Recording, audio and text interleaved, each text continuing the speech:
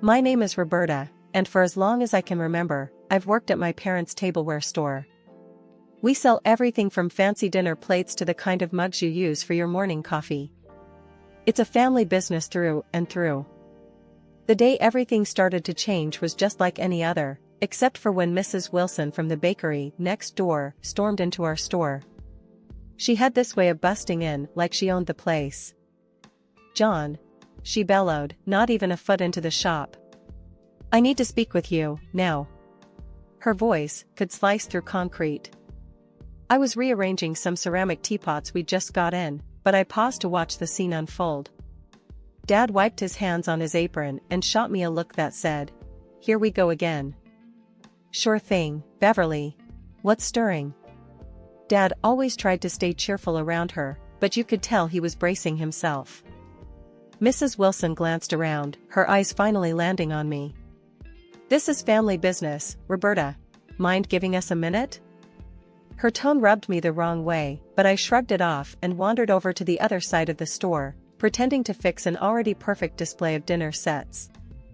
I wasn't trying to eavesdrop, but their voices carried over the shelves.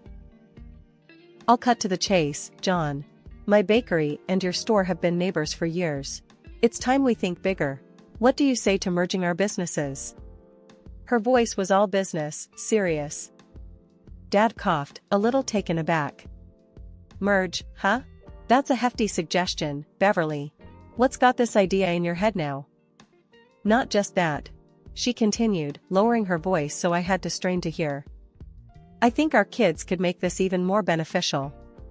If Roberta and Lucas were to tie the knot, it'd solidify the deal." I almost dropped a teapot. Mary Lucas?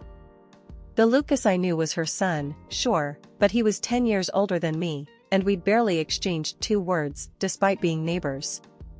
I peeked around the aisle and saw Dad scratching his head, clearly in deep thought. "Lucas is a good lad, and Roberta's a bright girl," Dad finally said. "But marriage? They hardly know each other, Beverly. They'll get along. Trust me. Plus, it makes good business sense, doesn't it?" There was a sharpness in her voice, like she was used to getting her way. Dad nodded slowly. "I'll talk it over with the missus. And Roberta, of course." When Mrs. Wilson left, Dad called me over. "Roberta, you heard all that, didn't you?" I nodded, not sure what to make of it. "She wants to merge the store and the bakery, and she wants me to marry Lucas?" "Yeah," Dad sighed, rubbing his temples. "What do you think? I know it's a lot to take in."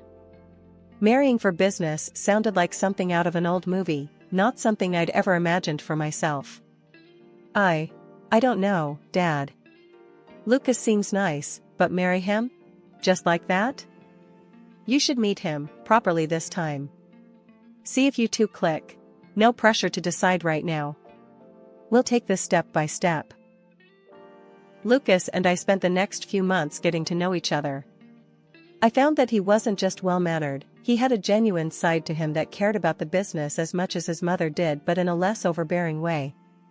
Our conversations often drifted from business to personal, which made the whole situation seem less like a contract and more like a potential relationship. The wedding planning, though, that was a whole other beast.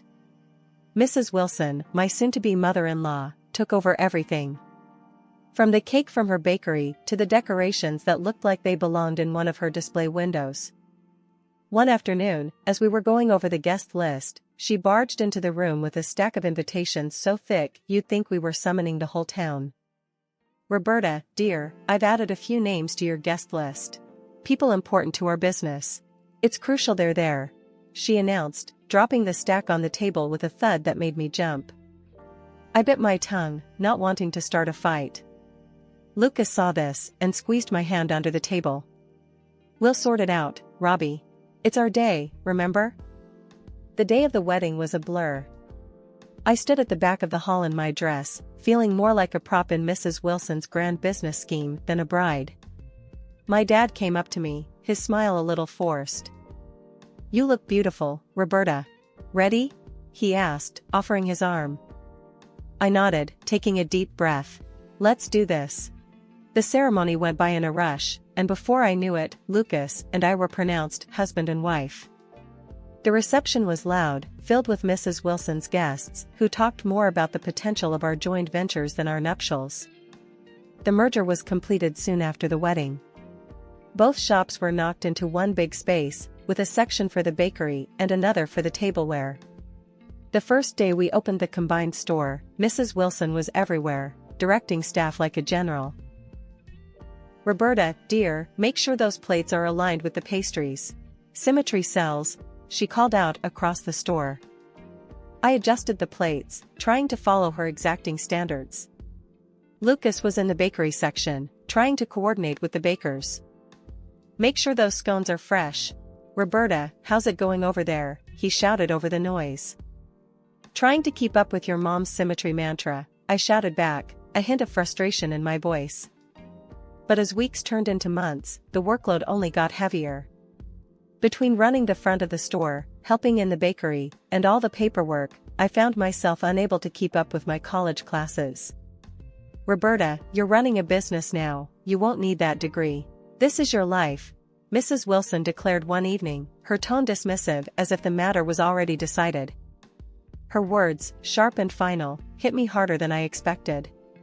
Living with them was supposed to save us money and make managing the business easier, she argued.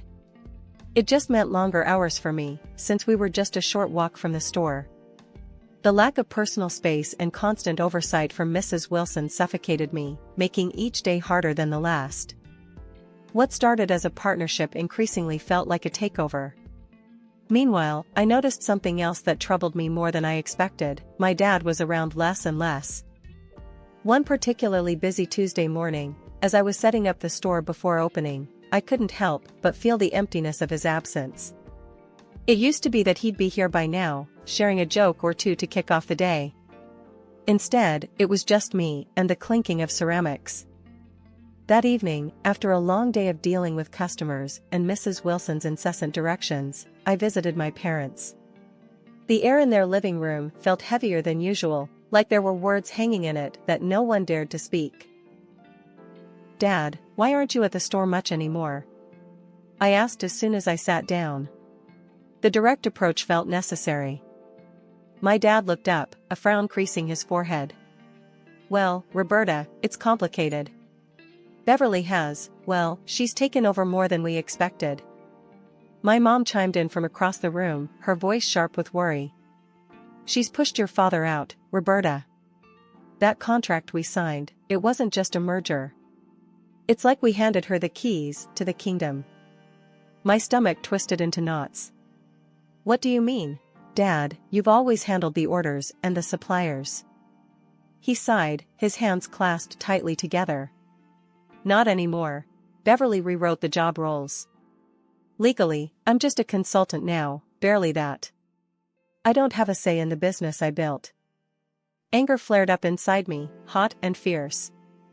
"Why didn't you say anything? We thought we could handle it, sort it out without worrying you," my mom said, her eyes sad. "But it's clear we can't. She's taking everything we've worked for, Roberta." The next day, I confronted Mrs. Wilson. It was early, just as the morning light began spilling into the store. She was arranging some pastries, her back to me as I walked in. "Mrs. Wilson, we need to talk about my dad," I said, my voice firm, louder than I intended. She turned around, her expression one of mock surprise. "Oh? What about him, dear?" "You know what I'm talking about. You're pushing him out of his own business. Why are you doing this?" I demanded. Mrs. Wilson straightened up, wiping her hands on her apron as she faced me. "Roberta, your father is getting older. He can't handle the stress of the business. It's better for everyone this way. I'm making things more efficient." "That's not your call to make," I shot back. "He built this place. You can't just sideline him because you think it's better." She scoffed, shaking her head. "Business is tough, Roberta. It's not about sentimental value, it's about keeping the ship afloat. I'm doing what's necessary." When the pandemic hit, it felt like someone had pulled the floor out from under us. Sales at the store plummeted.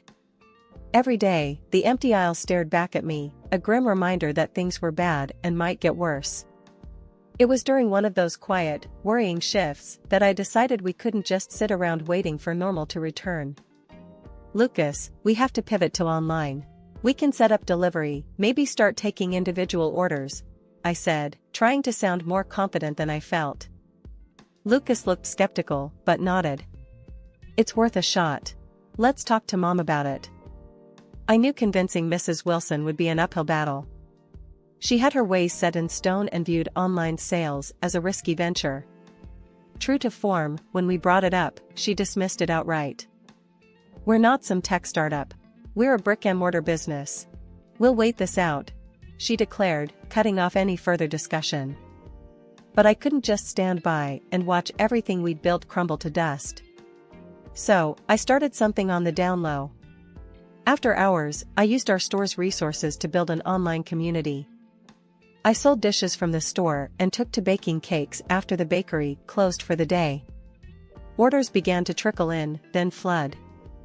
Keeping this from Lucas and Mrs. Wilson was exhausting. I was burning the candle at both ends, managing our secret online sales and my day job at the store. Nights turned into mornings, and I found myself sneaking back home well past midnight on many occasions. One night, as I tiptoed in, trying not to wake anyone, I found Mrs. Wilson waiting in the living room, her arms folded and her face a mix of anger and disappointment. "Where have you been, Roberta? Look at the state of this house," she snapped, her voice low but fierce.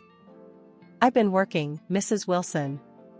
We got a rush of online orders tonight," I replied, my voice weary from too many long nights. "Online orders? What online orders?" Her voice rose, sharp and accusing. Before I could explain, Lucas came down, drawn by the noise. "Mom, what's going on? Ask your wife what's going on. She's running some secret side business and neglecting her duties around here," Mrs. Wilson shot back, glaring at me. Lucas turned to me, confusion and frustration written all over his face. "Roberta, what's she talking about?" I sighed, the fatigue of the last few weeks catching up to me.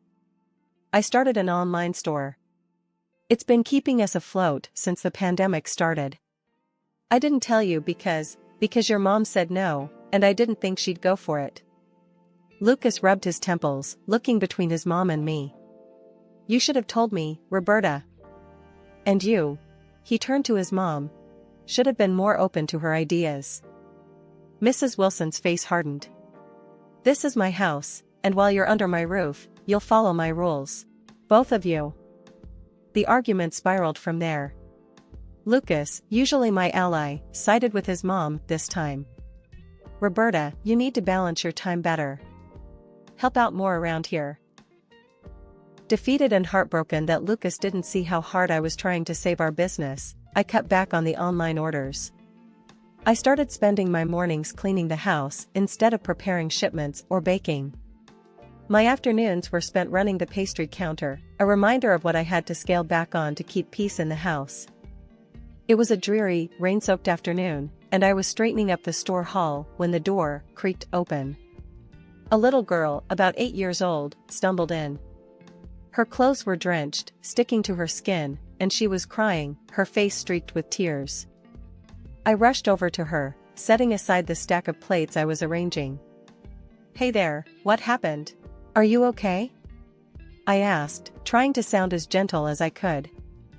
Before she could answer, Mrs. Wilson spotted us from the end of the aisle. She marched over, her lips pressed into a thin line. "What is this? Roberta, we don't have time for this today. She looks like a beggar. Put her out before others see." My stomach twisted at her words. "She's just a child, Mrs. Wilson. She's clearly lost and needs help." Lucas came over, having overheard his mother. His face was unreadable as he glanced at the girl then back at me. "Roberta, Mom's right. We can't have kids like her running into the store. It's not good for business. Just handle it, okay?" I couldn't believe what I was hearing. "Lucas, she's scared and alone. We can't just throw her back out into the rain." Ignoring them both, I took the girl to a chair and wrapped her in a clean blanket from the back room. I made her a cup of hot chocolate, hoping to calm her down a bit. Mrs. Wilson was fuming. This is exactly the kind of distraction we don't need. Roberta, you're responsible for any fallout from this. The girl managed to calm down enough to tell me her name was Sophie. She had wandered off from a park nearby and gotten lost. Just as she started to relax, the police arrived. They thanked me for looking after Sophie and told me her parents had been frantically looking for her. Turns out, she wasn't far from home after all. After the police and Sophie left, Mrs. Wilson pulled me aside, her face stern and cold. Because of your little stunt, I'm fining you. You took time away from your work to deal with this situation. You'll wash dishes for the next 2 days to make up for it. Lucas just nodded along with whatever his mom said, not once standing up for me. It stung more than I expected. That night, as I scrubbed pot after pot, my mind raced. I felt more like a servant than a part of the family. Lucas's support had always been my rock, but now he was just another weight dragging me down. Each harsh word from Mrs. Wilson, each nod of agreement from Lucas, was a reminder of how trapped I felt. It was another ordinary morning at the store when this richly dressed man walked in, looking around like he was searching for something special. I greeted him and asked if I could help him find anything. He nodded and explained he was looking for a high-end tea set. I showed him our finest collection, and he seemed impressed, selecting one of our most expensive sets. While I wrapped up his purchase, he browsed our pastry section and picked out an assortment of treats.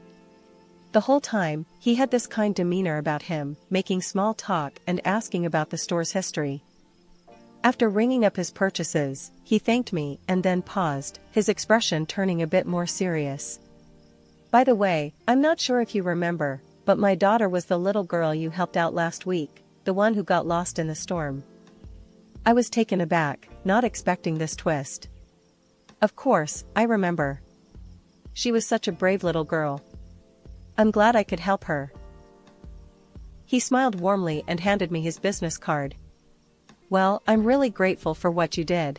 If you ever need anything, advice, or help with anything at all, just give me a call, he said. I looked at the card and noticed he was a lawyer, Mr. Hayes. That caught my attention, considering the mess with the store and the merger. Actually, there might be something. Could we maybe talk about a legal matter? It's about the business my father used to own with my mother-in-law.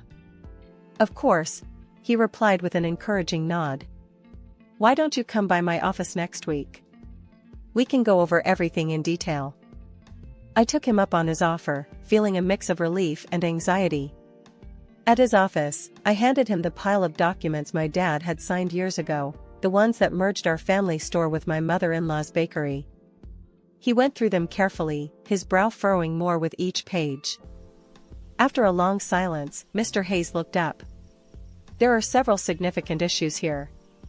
The contract has multiple violations that are quite concerning. I think we have a strong case if you want to challenge this.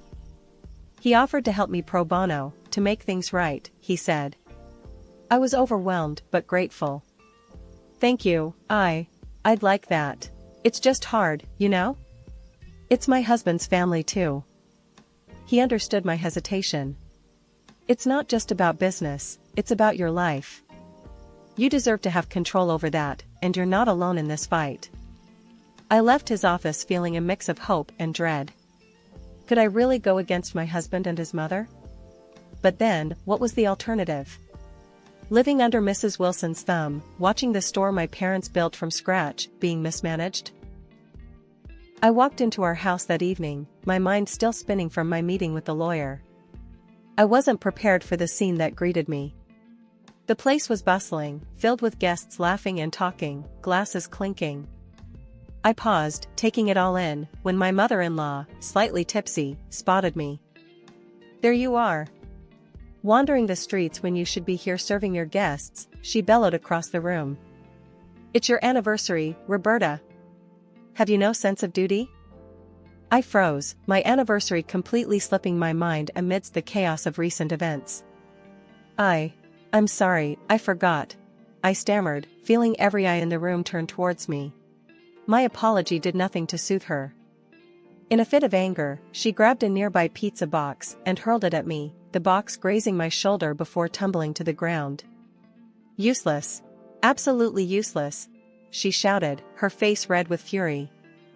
Before I could recover, Lucas, also showing signs of having had too much to drink, stumbled over to me. And look at you, not even ready to eat. Wash up, for heaven's sake. He slurred, sloshing wine from his glass onto my hands and clothes in a mocking gesture. The wine stained my shirt, dripping cold and unwelcome against my skin. Something inside me snapped. The humiliation, the disrespect, the sheer injustice of how they were treating me, it all boiled over. I wiped my hands on my stained shirt and faced the room, my voice steady and loud. Enough, I declared, silencing the room. I've been to a lawyer. I am getting a divorce, Lucas. The room fell completely silent. Lucas and his mother looked at me as if they had seen a ghost. Who do you think you are? My mother-in-law hissed, stepping closer. You think you can just... I'm not finished. I cut her off, my voice ringing clear. I'm challenging the merger of the store. There's been fraud, and I've already sent the documents to the authorities and to court. Lucas staggered slightly, his earlier bravado fading. Roberta, you can't mean this. I am also seeking financial compensation for everything I've endured here, I continued, ignoring his disbelief. The shock was palpable. Murmurs started to rise among the guests as my declaration sunk in. I didn't wait for more questions or for the situation to escalate further. I turned on my heel and headed upstairs to pack my things. My mother-in-law followed, her tone shifting to desperation. Roberta, please, let's talk about this. You're overreacting. I stopped, turned, and faced her one last time. Without a word, I handed her the lawyer's business card. From now on, any communication goes through my lawyer, I said firmly. With that, I went to our room, my hands shaking, but my resolve firm. I packed quickly, only essentials, only what I needed to start anew. I finally moved out of my mother-in-law's house and into a small apartment across town. It felt like breathing fresh air for the first time in years. I was on my own now, but I wasn't alone, my dad was with me, and together we were fighting to take back what was rightfully ours. My lawyer, Mr. Hayes, worked tirelessly on our case. He was a bulldog in the courtroom, fighting against the fraudulent merger my mother-in-law had orchestrated years ago. It wasn't long before we received the news we had been hoping for. The court ruled in our favor. They found Mrs. Wilson guilty of fraud and overturned the merger. Additionally, they imposed a hefty fine on her and awarded me financial compensation. The compensation was just enough to buy out her share in the business, a combined bakery and tableware store that my dad and I once ran together. It felt surreal to stand in front of the shop, now fully ours again, without the shadow of Mrs. Wilson looming over us. Dad, we did it. It's ours again, I said, handing him the new keys to the store. We spent the next few weeks renovating the store, making it ours again. Every new coat of paint, every display rearranged, felt like reclaiming a piece of my soul that I had lost. Mrs. Wilson and Lucas were forced to find other jobs. The court costs and the fine took everything they had saved. I heard rumors about their struggles, but I kept my distance.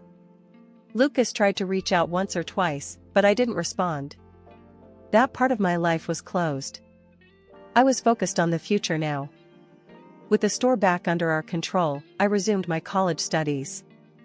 I enrolled in night classes, determined to finish my degree. Sitting in a classroom again, I felt hope, a stark contrast to the despair I had felt under Mrs. Wilson's roof. One evening, after closing the shop, my dad and I sat at one of the tables, sharing a pot of coffee. You know, Roberta, starting over like this, it's more than I could have asked for, Dad said, looking around the shop fondly. I feel the same, Dad. It's like I finally woke up from a long, bad dream. We have a second chance here, and I'm not going to waste it, I replied, feeling a strength in my words that I hadn't felt in years. We talked about plans for the future, new products we could introduce, holiday sales to prepare for, and community events we could sponsor. It was exciting, invigorating, and I loved every minute of it.